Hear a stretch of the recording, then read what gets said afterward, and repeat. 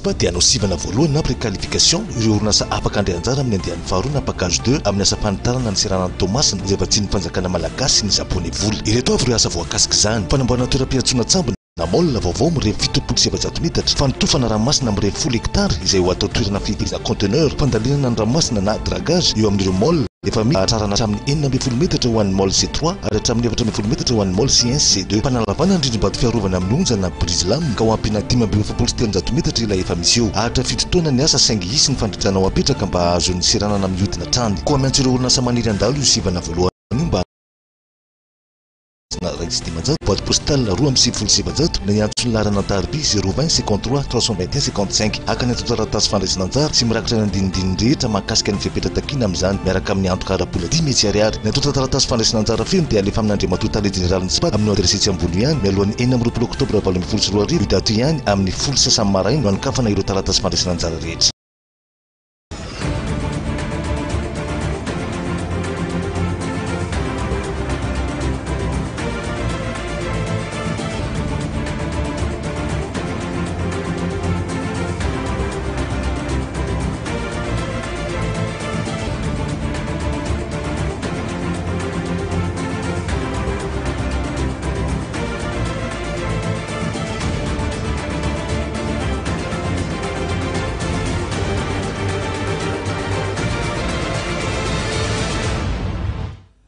Angafalina indray toko lasa toko vavy no iarabanantsika rehetra manaraka ny Honneur TV amin'izao arivany alarobia fa folo ny volana oktobra 2020 sy 2020 izao.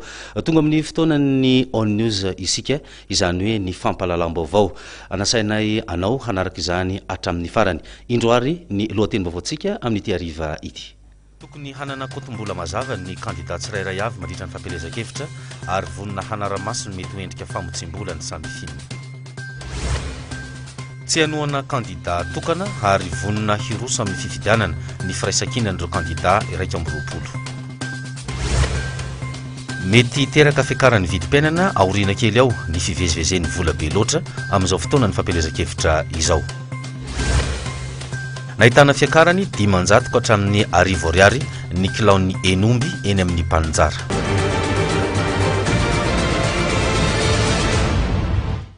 Ny lafin'ny fifidianana no isantarantsika ny vaovao amin'ity ariva ity.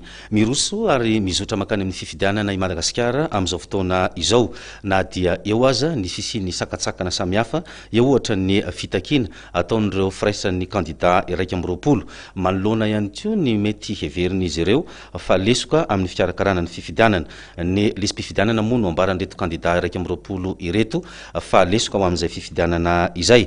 Efa azo lazaina nefa hatreto fa vonona eo amin'ny lafiny ara-teknika rehetra ny fikarakarana izay fifidianana izay. Raha tsy resakitsika afa-tsy ny fahatongavan'ny bilata tokana izay hampiasana mandritra ny fifidianana. Eo ihany koa ny vola izay hoentina miatrika izany fifidianana izany. Fa na dia dina Anjamina Nomenjanary eo amin'ny sariny Maminirina Razafitsihoarana.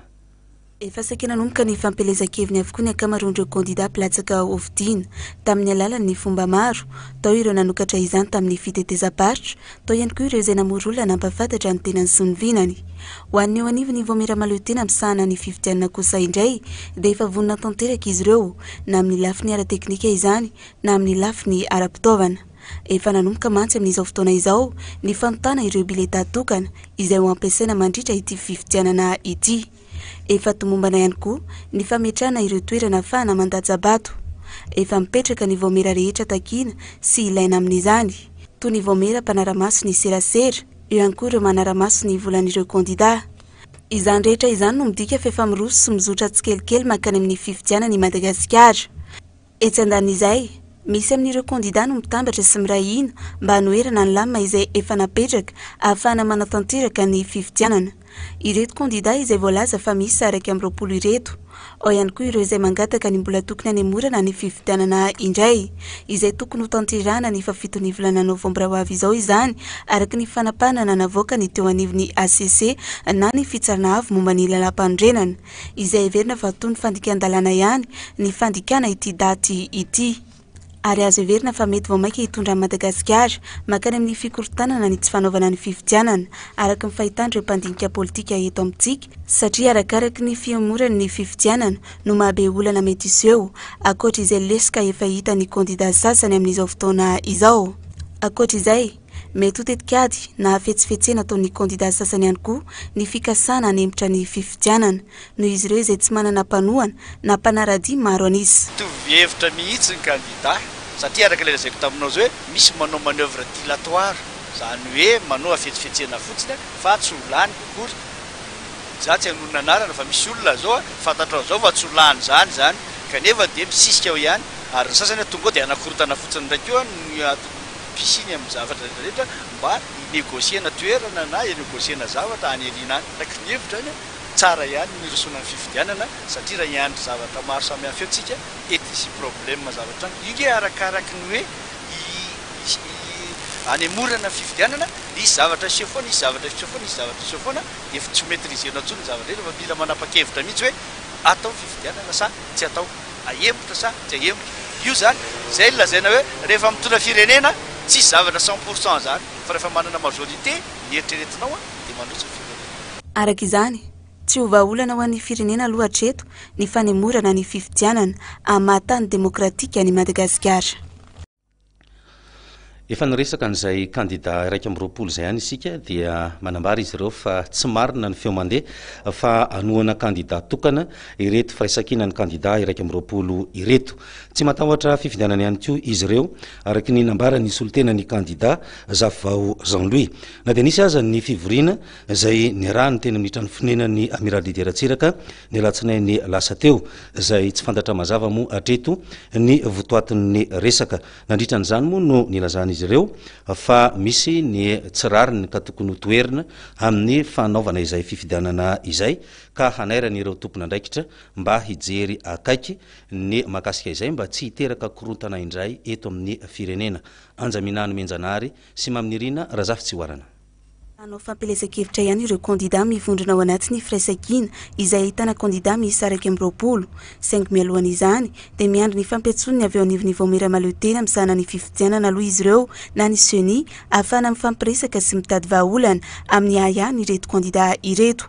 Aya izay mifantoka indrindra amin'ny lisy-pifidianana sy izay heverin'izy ireo fa gabraraka amin'izao vanim-potoana ny fifidianana izao. Ny mba hananana fifidianana milama moa no tanjona amin'izany sy mba hahafahan'ny olo-pirenena tsy hakanavaka maneho ny safidiny raha ny fanazavany ny taleny fampelezan-kevitra ny kandida Zavao Jean-Louis.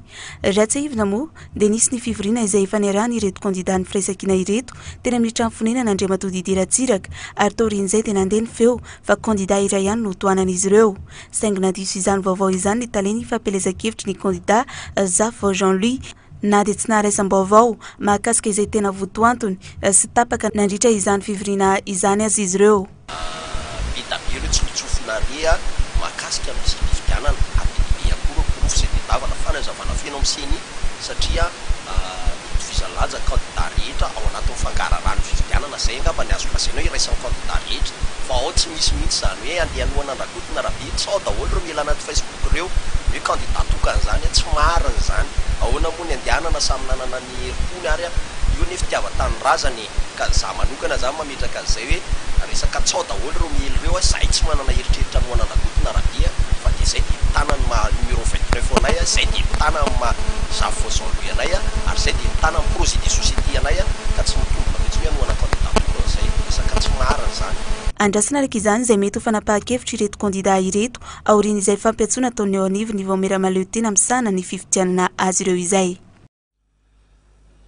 Tsy alalavitra isika fa eo amin'izay sehatra ny fifidianana izay ihany dia tsy voafaritra ao anatin'ny lalam-pifidianana misy eto amintsika ny fetrany vola izay ampiasan'ny kandida tsirairay mandritra n'izay fifidianana izay. Andraikitry ny kandida nefa no mitadiny loharanimbolany nefa tsy maintsy manokatra alaintsona hoe kontom-bola ho an'ny fifidianana ny pilatsa-kofidiana filoham-pirenena iray mba ahafahana manara-maso sy mba isiny mangarahara ihany koa amin'ny vola izay ampiasany ireny kandida ireny. Fanadiadiana Jenita Soalalaina eo amin'ny sariny Rivo Rakotinirina. Tsy maintsy manana kontom-bola ao amin'ny fifidianana ny kandida tsirairay enim-bolana mialoha sy 3 volana raha orin'ny fifidianana mba ahafahana manara-maso ny loharanimbolan'ny kandida. samy tompona ndraikitra amin'ny fomba hitadiavan'ny vola anaovana fampelezan-kevitra ny kandida tsirairay fa voaralan'ny lalàna kosa ny mampiasa vola maloto ohatra amin'izany ny vola azo tamin'ny zava-mahadomelona kolokolo sy famitsim-bola ary ny vola azo avy amin'ny fitondram-panjakany avy any ivelany misy arak'izany ireo komisiona manokana manara-maso ny loharan'ny-bola ny kandida tsirairay mba hiantohana ny mangarahara amin'ny fanatanterahana izany fifidianana izany. Any firenena hafa mantsy dia miferana ny vola azony mpifaninana ampiasaina hoentiny manohana ny fandarana asany ary ny fanjakana ny miantoka an'izay tsy izay safidy ny fanjakana malagasy izany hoe malalaka ny letra hampiasa ny vola iveran'ny vahampo anohanany ny fandarana asany fa ny fetra dia ireo voalazan'ny lalàna loharan'olona izay voararan'ny lalàna tsy azo ampiasaina izany hoe vola azo avy amina ohatra fivarotana zava-mahadomelona na asa fampiroroana na kolokolo na famitsim-bola na fandikan-dalàna hafa dia voalazaka anankiray ihany koa izay ny vola avy amina fitondram-panjakana vahiny tsy azona fitondram-panjakana vahiny tsy azony hafaninana atao ny manaiky andray an'izay ka ampiasa an'izay vola azy amina fitondram-panjakana vahiny izay satria lalàna momba ny antoko politika no mandara an'izay rehefa mifandroy amina famitsim-bola ny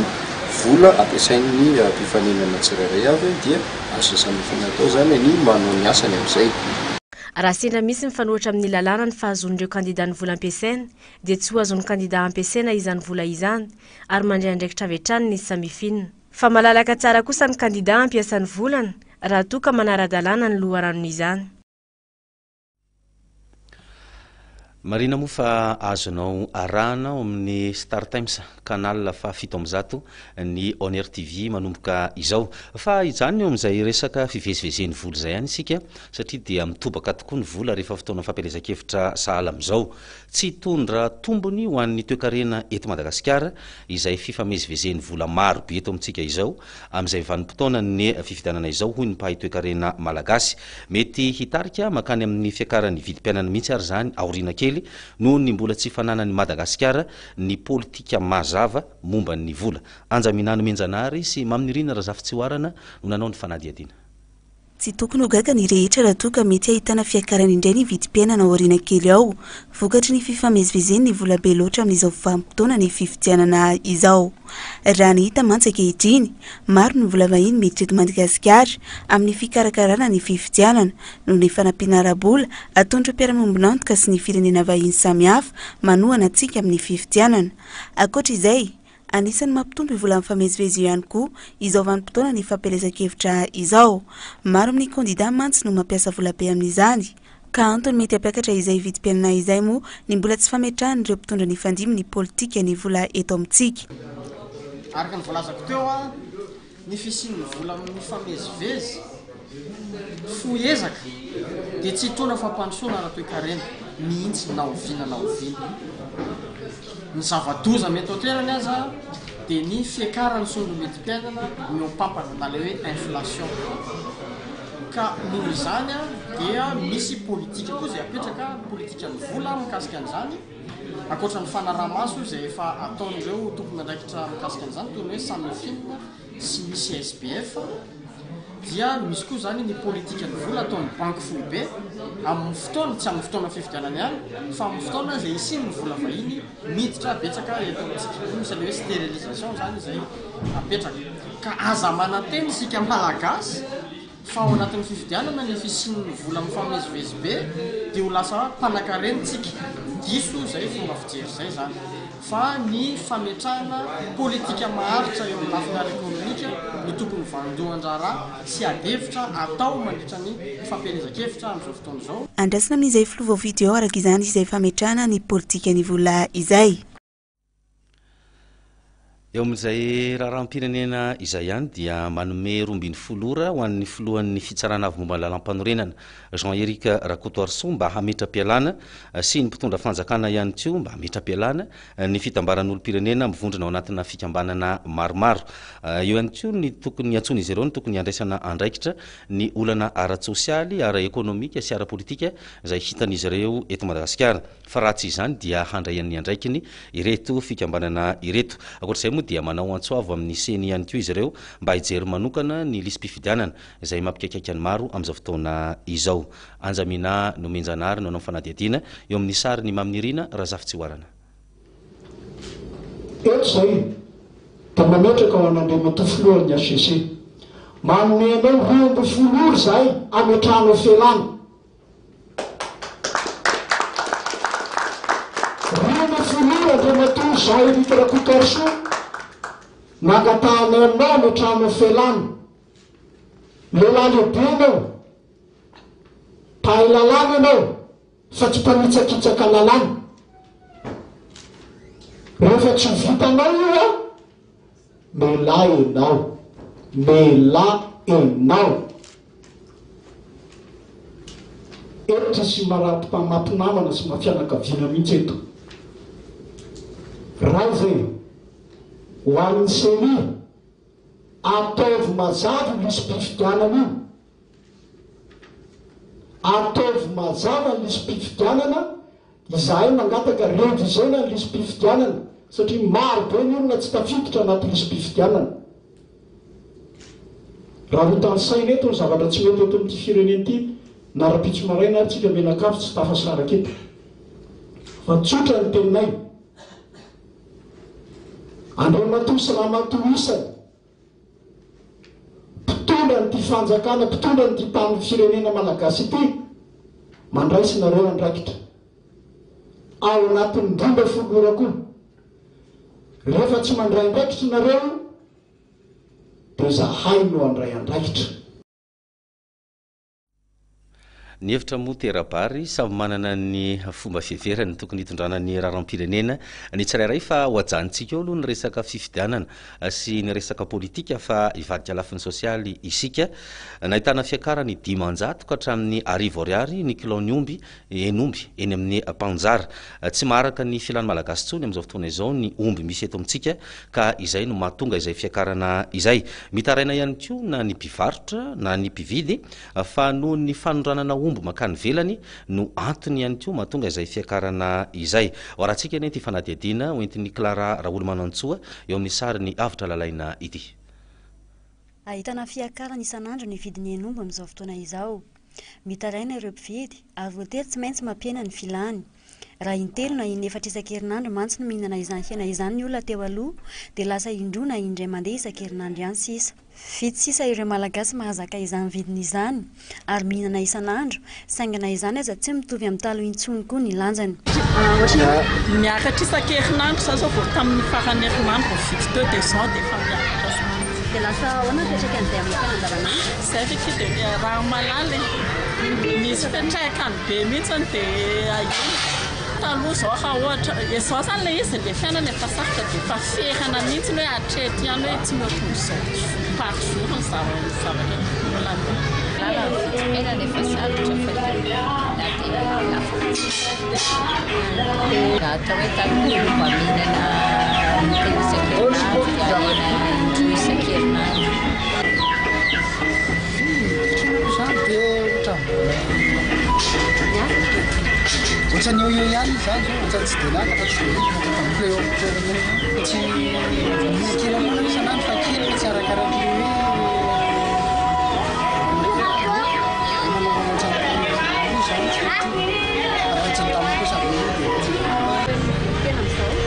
fahitana vidikely amin'izao angamba dia efa tena miakatra be mividikely amin'izao sisany taloha tsony. Dikan'izay a mitombo ny dépense eo amin'ny fianakaviana satria ny vola kely tokony hividanana anaovana zavatsafa lasa hiala-tona vidikely sao kely. Ny olona tsy mainaina ilay olona fa ianao mahalala nadazalana hoe lafo ny hena dia atao ohatr'izao ny fasany zay. Raha 2,5 ariary ny iray kilaon'ny enomby teo aloha dia lasa 4,5 ariary izany ankehitriny. Izany hoe manodidina eo amin'ny 500 hatramin'ny 10 ariary eo izany fiakarana izany. Misy ireo mpivarotra no mampiakatra avy hatrany ny vidiny eny an-tsena mba hialana amin'ny fatoantoka. Misy kosa nefa ireo mpivarotra no miezaka mitazona ny vidiny teo aloha ihany mba ahafana mitsinjo ireo mpanjifa eo aminy. Ny tsy fahampianomby eto Madagasikara moa no antony izy ity, vokatry ny fanondranana be loatra izay ataony ny fanjakana. Etsy andaniny tsy fisiany ny fanavozana manokana eo amin'ny sehatra ny fiompiana omby. Miaka mitombo isan'andro. Mitombo isan'andro izy fa tsy indro. Mitombo isan'andro ohatra hoe miakatra arivo, tsara. Normal moa zay hatri. Rehefa ohatra dia hoe tsy azo avana, tsy haiko amin'ny omby veny tsisy amin'ny tsiro sa hoe ahoana fa zay hoe manampandeha izy tsy dia misy tsisy olo miakatra. Vidiny aloha tena miakatra.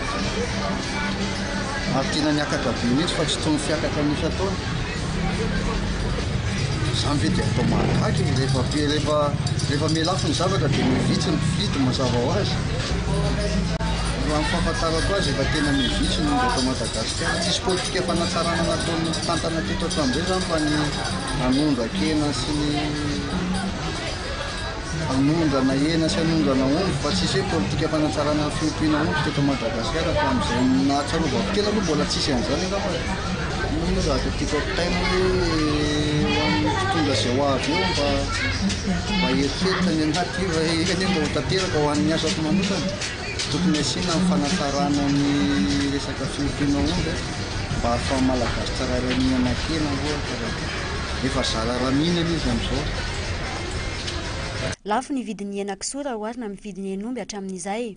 Saingy amin'izao fotoana izao dia efa mila hitovy ny vidiny.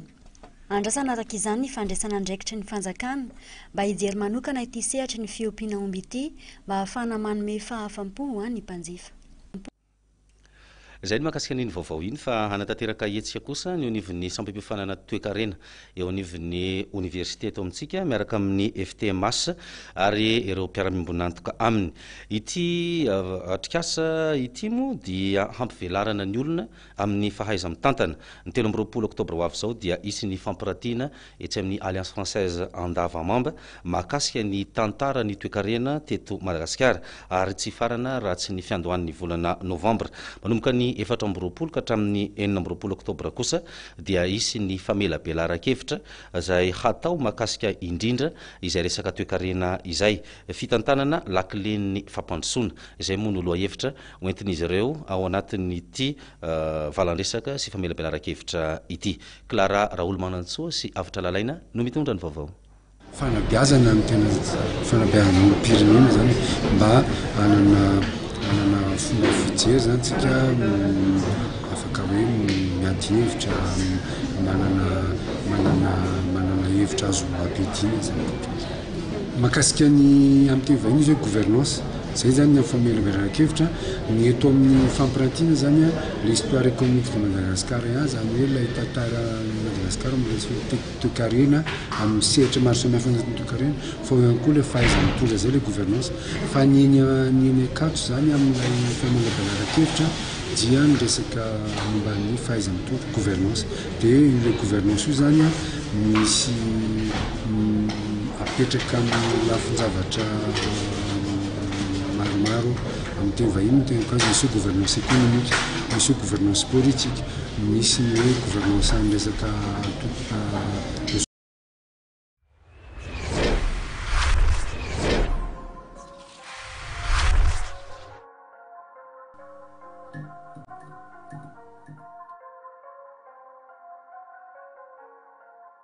adievitra fampahafantarana programa anasy faneho-kevitra sy famelabelarana ara-politika. Manomboka izao dia omena vahana manokana ny tontolo ny fividianana sy ny fampelezan-kevitra eto amin'ny On Air TV sy On Air Radio. Tongava ary manantona anay dia nizao ety amin'ny immeuble STOI en Koronano na antsony lahara telefônina 03411 965 74.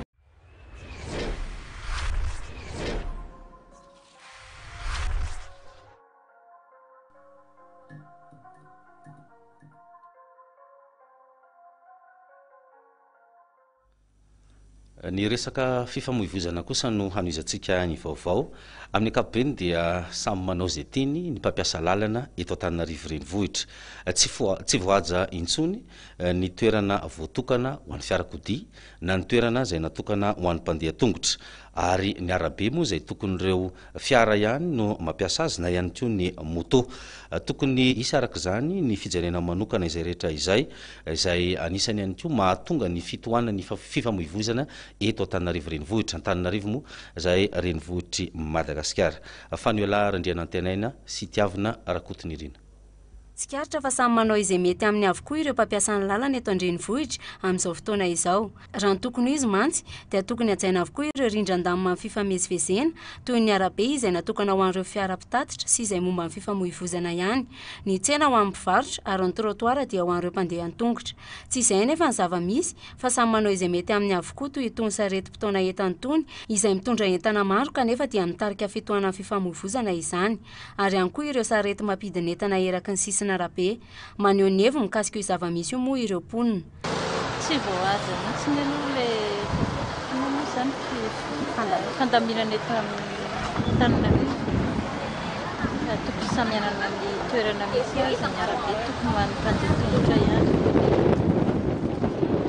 Trottoir tsy tokony izy mpivarotra mihitsy na iray ary fa tokony manana ny tsena daholo. Tena zavatra voalohany tena faharemarkeko aloha dia izao. Ny olona zany mipetraka amin'ny tanao tômôbilina mipetraka amin'ny tsy tokony mipetrahana. Tsisy andehanana intsony. Le mpivarotra dia tsisy andehanana mihitsy tena surtout beoriorika zany mampakahetanao dia tena mandrerana. Raha ny filaminana eto aloha amin'ny resaka fifanajana amin'ny mpandeha tongotra sy ny mpivarotra sy ny mpiara dia tena le rahantsika mahitsy izao. Na malalaka ary ny trottoir dia ny mpandeha tongotra eny afovoan'ny arabe. Le fanabeazana sy le fitezana zany tsy ampy. Sosokevitra ngamba dia amin'ny hoantsika rehetrarehetra ihany na ny indrindra ny ray aman-dreny fitaiza mana zanaka dia manabe indrindra amin'ny fandehanana mba samy hanaja ny lalana tokony andanana. Nanambara ihany koa ny tompon'andraikitra teo am-boribory tany voalohany fa efa misy hatrany ny fanabeazana ireo mpampiasa ny lalana mba hanajana io rindran-damy manapetraka io saingy mbola misy hatrany mandika izany. Tsy izay ihany fa mihabetsaka ihany koa ireo mpivarotra amoron-dalana ka mampanahy sarotra ny fandaminana izay efa napetraka. Ao anatin'ny fandaminana ny tanàna moa araky ny fanabeazana izay omenay ny vahoaka malagasy rehetra izay mipetraka eto Antananarivo dia arak'izay fanontaniana mihitsy izy hoe raha ny tena izy dia ny mpivarotra eny amin'ny toerana izay ivarotany ny fiara amin'ny toerana izay andehanany ary mpandeha tongotra amin'ny toerana izay andehanany. Dia moa zany raha hitantsika zany tamin'ny fanabeazana izay nataonay amin'ny aina aman-dreny rehetra zany dia mampianatra ny olona izay mihitsy izay hoe ny arabe dia natokana ho an'ny fiara dia ny trottoir dia natokana ho an'ny mpandeha tongotra ary ny tsena dia natokana ho an'ny mpivarotra. Io moa zany tsy hoe daboraraka izy fa raha hitantsika dia manao ny assainissement foana zay isan'andro fa io moa zany raha antsika malala ny toejara misy atao anivon'ny firenena ny zavatra misy dia mitombo andro aman'alina za mpivarotra zany na misy ary ny fepetra izay ndraisinay amondrana reny mpivarotra reny. Tsara arak'izany raha misy ny fandaminana amin'ireo mpampiasa lalana rehetra no Antananarivo izay renivohitry Madagasikara ary tokony anaraka izay ihany koa ny fandrosoany. Mbola tsy tena misitraka ny zony ara-dalàna ny ankizivavy latsaky ny 20 taona eto Madagasikara. Vitsy amin'ireo zazavavy ireo moa no mahavita fianarana raha oharina amin'ny lehilahy. Ny faraka 20 ny volana oktobra ho avy izao moa dia andro maneran-tany ho an'ny ankizivavy latsaky ny 20 taona. Isy araka izany ny hetsika ara-panatanjahantena izay andraisan'ireo ankizivavy anjara manerana ny nosy karakarain'ny UNICEF miaraka amin'ny Fédération Malagasy ny taranja baolina kitra. Jenita Solalaina sy Aja Manantso no manao ny fanadihadiana. Raha ny eto Madagasikara no jerena dia mbola mibany toerana ny herisetra izay mahazo ny ankizivavy. Hita izany eny amin'ny endrika maro samihafa raha tsy laza fotsiny fa ny zazavavy no tsy tena tonga lavitra amin'ny fianarana raha oharina amin'ny ankizilahy. Ny ray aman-dreny eny amin'ny tontolo ambanivohitra raha teo dia misy misafidy ny ampianatra ny zazalehilahy ihany fa ny vehivavy tsy ampianarana. Maro amin'ny zazavavy ihany koa no alefa manambady aloha loatra. Ireny no matetika iarany herisetra maro samihafa. Isany andraikitry ny UNICEF ny fiadon'ny zon'ny ankizy ka izany no nahatonga izy ireo resy lahatra anohana ny hetsika baolina kitra ho an'ny zazavavy latsaka 20 taona mba ho fitezana ny tanora. Etsy amin'ny stady Alarobia no ataony lalao izay mifanindran-dalana raha teo amin'ny fankalazana ny andron'ny ankizivavy maneran-tany. Nasehatra ny ankizivavy amin'ny alalan'ny sport fa tsy amin'ny alalan'ny sport ihany fa io zany mba fomba iray entina anomen'izana sehatra sy entina hiteny mila hoe fiarahamona hoe mba jereo ny ankizy vavy fa mba manana zoto izy ireo. Ny etsika zany programme ho an'ny UNICEF manokana zany programmanay amin'ny fanohanana ny ankizy vavy BDB fa tsy resaka sport fa ty zany mba ohatry hoe etsika ray entina anairana sy ankalazana le andro 1 Oktobra fa zahay manana programme BDB mirona amin'ny fampiroboroboana ny zony ankizy vavy any. Ahitana ekipa valo no andray anjara amin'ity baolina kitra ho an'ny ankizy vavy latsaka 12 taona ity. Ao amin'ny poula A dia ahitana ny ekipa Nesco Analamanga, FC Presco Ivakinankaratra, Metsivolo Automatsietra, AS 3 Moronmani. Ao amin'ny poula B kosa ahitana FC Mampisoboeny, SOS Vilazatsinanana, AS Jafetsimotsinanana, AC Sabimanina Analamanga. Isokatra manomboka amin'ny 7 maraina ny fankalazana ary ny FC Presco Ivakinankaratra sy SK Analamanga no anokatra ny lalao amin'ny 2 ora. Ary amin'ny 20 ny volana Oktobra ho avy izao no famaranana. Tsy hijanona amin'izay lalao baolina kitra izay ihany anefa ny hetsika izay atao amin'io andro io fa izy ny fanentanana maro samihafa mba hiadiana amin'ny zony ankizy vavy. Nitrangana hitrano kosa tetsy faravotra ny alakamisy lasa teo 7 ireo tranomay nandritra nyity firetana ity ary manodidina ny 7 mahery kosa no traboina avokatra izany. Tsy fitandremana moa no antony nahatonga ity firetana ity raha ny filazan'ny mponina. Tonga teny antoerana ny commune solitena ny commune urbaine Antananarivo renivohitra nanolotra fanampiana ho an'ireto traboina ireto. Faneolara andrena antenaina tiavina rakotiny indrina. Trano sivy indray ny ravany afo tao aoriana ny trano nisy eo tetsy faravohitra ny alakamisy lasa teo tokony ho tamin'ny 3 ora sasany maraina. Tsy fitandremana natao mpivarotra trano masaka teo an-toerana no anisan'ny teraka ny loza ary izao nihitatra tamin'ny trano nanakaiky azy izao. Tsy nisy azo ndraisana intsony moa ireo entana raha ny fanazavana trany noho ny afo izay efa nireda tazan'ireo mponina. Rehefa mifamonjena moa izany dia voafehy ihany ny afo orairay tao aorian'izay. Fandorana trano teto amin'ity toerana faravohatra ity raha fanandinika sy neritreritra zany zay dia ohatra ny lasa fananina le fandorana trano satria zao tonga teto misy mpiasa mipetraka atao amin'le trano fanaovana moso kafe. Dia rehefa misy ankizy mipetraka ao amin'le fanaovana moso kafe dia misy matory ao anankiroa. Dia rehefa misy matory tompoko ao dia miala aloha ireo zany na vita mofo mena kely dia diny io trano eo rehefa miala ao izy. Dia rehefa miala zareo midiny ny trano dia misy solitena vandray hafa ndray no mipetraka amin'le trano dia rehefa namoa trano le ankizy taty arina efa afo midedaka be tompony ny tanay tao.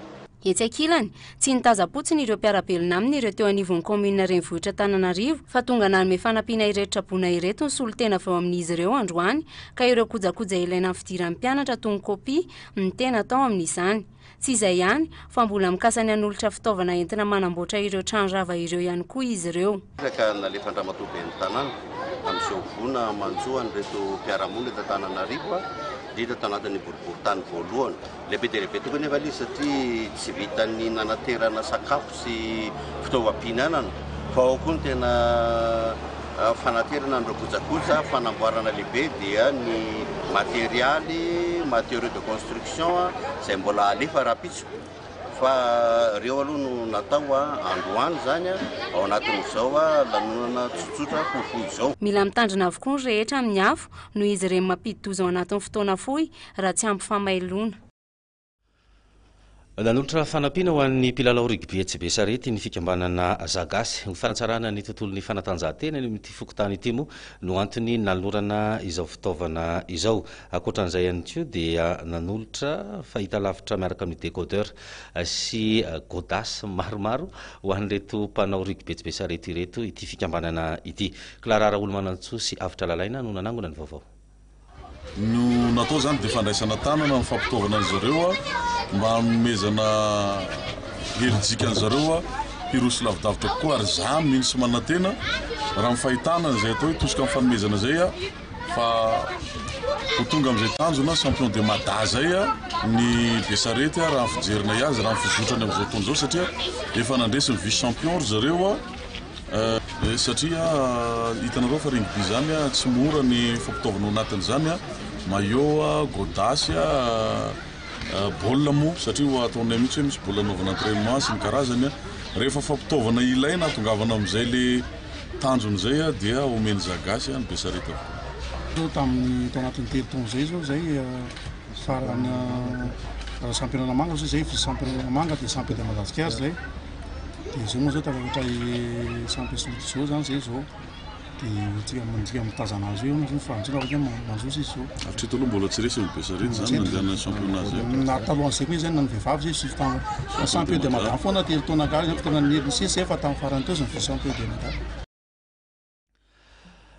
Ivatika lafombavao hafa isika efa 4 taona zao no nisy UMCA teto Madagasikara 770 ny firenena maneran-tany misy an'ity sampana ity ary ao anatin'ireo firenena 420 aty Afrika i Madagasikara. Tanjon'ity fikambanana UMCA ity ny fampanjariana ny sata ho an'ny tanora ho fiovaozana ho an'ny Afrika. Nisy moa ny fampahafantarana izany UMCA izany. Tantely Rabelalana sy tiavana rakotiny indrina. Ity fikambanana ity dia mitaizany tanora amin'ny alalan'ny fampianarana, fiofanana, kolotsaina, fanatanjahantena ary indrindra ny fivavahana. Misokatra ho an'ny tanora mahery ny 14 taona ary efa misy manerana Madagasikara izay ahitana rantsana enina. Mandidina ny 5,000 ireo mpikambana eto amintsika izay tanora avokoa. Mahafinaritra anazy ao tahaka ny hoe za ty mandia dia hiditra amin'ny dia ka ao anatin'izay hoe rehefa miditra anatin'ny dia dia misy programme anankiray manokana izay mihatsehatra ahafahana mantanteraka hoe na tonga n'ilay tanora ombana na tonga n'ilay tanora anana tanjaka raha teo kareny eny fa na dia hoe dia zany mahidira atao anatin'ny UMCA dia eo ilay programme hoe ikanto. Vaovao hafa misy ndray kosa ty manaraka ity ho fampifondronana ny mpakafy ny fiara Volkswagen. Eto amintsika dia mikarakara hetsika moa izy ireo ny 17 ny volana Oktobra ho avy zao izay atao etsy amin'ny lapan'ny kolotsaina sy ny fanatanjahantena. Andian'ny 15 ity hetsika ity. Tantely Rabelalana sy tiavana rakotiny indrina hatrany no mitondra ny vaovao. Raha malala fa miakatra be daholo dia izay koa efa anisan'ny antony mahatonga le reto zany passionné mikojakoja amin'ny azy satria le manafatra tsy fitako zany fa mipiesy zany fa tsy possible hoe farana dia rehefa manana aloha dia ny anao antony hatsarainy fa le amin'izao lafo be tsina le taxe douane le pitsopitso maravaka vokan'ny fiara iny eo dia izay koa anisan'ny antony hoe mampifondrona le passionné reto satria mifampizara tsaikefa sy mifampizara isy eny mifana fiara raha no misy olona mifanakalo fiara. Eo amin'ny fanatanjahantena dia totosa antsakan'isy andavany ny festival Tamagamdola izay nikarakarain'ny fikambanana Tafaray teny amin'ny torapasiky Toamasina. Nanomboka ny 7 septambra ka hatramin'ny 7 volana Oktobra moa ity hetsika festival Tamagamdola ity. Ny rugby beach, ny volley beach, ny beach handball ary ny beach soccer moa no nentina nanamariana izay hetsika festival Tamagamdola izay. Arao ary ity famotinana ity eo amin'ny sariny Yaja Manantso.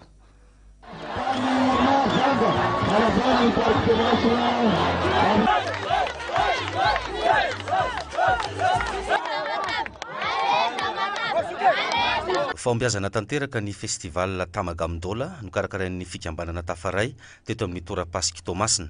Nanomboka ny 7 septambra ka hatramin'ny 7 ny volana Oktobra.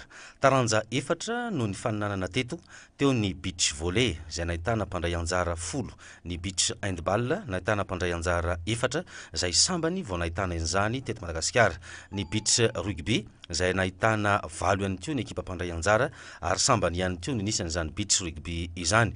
Toy ihany koa ny beach soccer izay miisa 10 ireo mpandray anjara atao anatin'ity fifananana ity. Miisa 570 nisan'ireo délégation tonga teto Toamasina nandray anjara atao anatin'izany festival Tamagamdola izany. Ny fikambanana Tafaray no niatoka manontolo ny sarandalana mandroso sy miverina ho an'ireo mpilalao, eo ihany koa ny sakafo sy ny fampiatranona azy ireo taty Toamasina.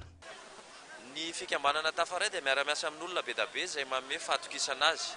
Ny fitaterana an'ireo mpilalao rehetrarehetra, ny sakafo hoanin'ireo mpilalao rehetrarehetra, ny trano atorian'ireo mpilalao rehetrarehetra dia ny andraiketa ny fikambanana Tafaray sy ireo mpiara-miasa amin'ny rehetrarehetra.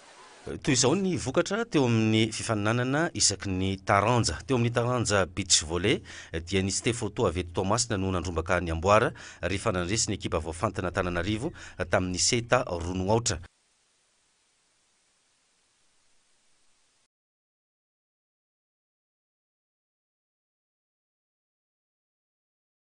Teo amin'ny beach handball kosa dia nitsioka Antimo avy any Toliara no nahazo ny amboara rehefa nandresy ny Cospen avy any Mahajanga tamin'ny seta ronoaotra. Teo amin'ny taranja rugby na beach rugby kosa izay nahitana ny fandraisana anjaran'ireo ekipa goavana avy ety Antananarivo dia tafavoaka nandresy ny Tam Nosbe nanoloana ny US Cheminot tamin'ny isa 7-7.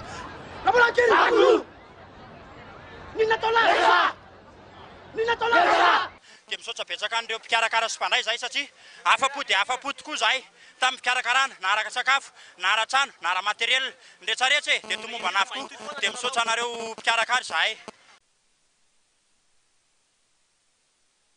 Teo amin'ny beach soccer kosa niady dia niady ny lalao famaranana ka tafavoaka nandresy i Toamasina Mpampiatrano nanoloana ny Mahajanga tamin'ny isa 2-2.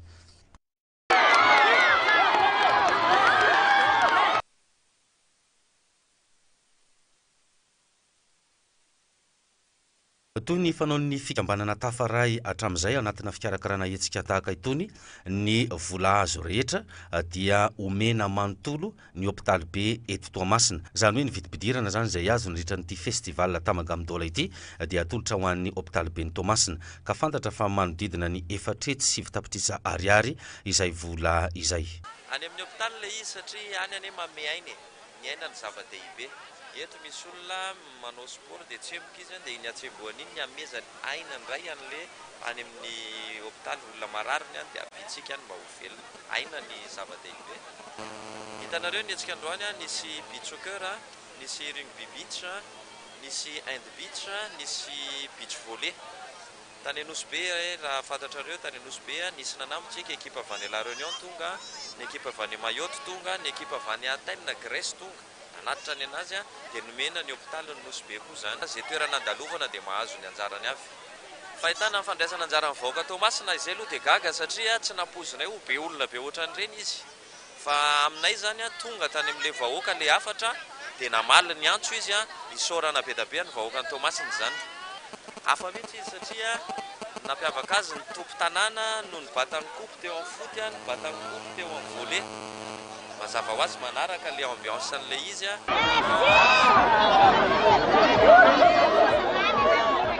namaly ny antsonay ny vahoaka ny Tamatavy isaorana be da be zany. Ezaka ny hanaparitaka izao hetsika izao manerana ny Madagasikara ny mpandray anjara teto Toamasina rahateo dia saika nahitana ny solotenan'ny lafivalon'ny nosy tao anatin'ity festival Tamagamindola ity. Tafita tamin'ny vahoaka ny Toamasina ny afatra tiany fikambanana Tafaray noentina nandritra n'ity festival Tamagamindola ity.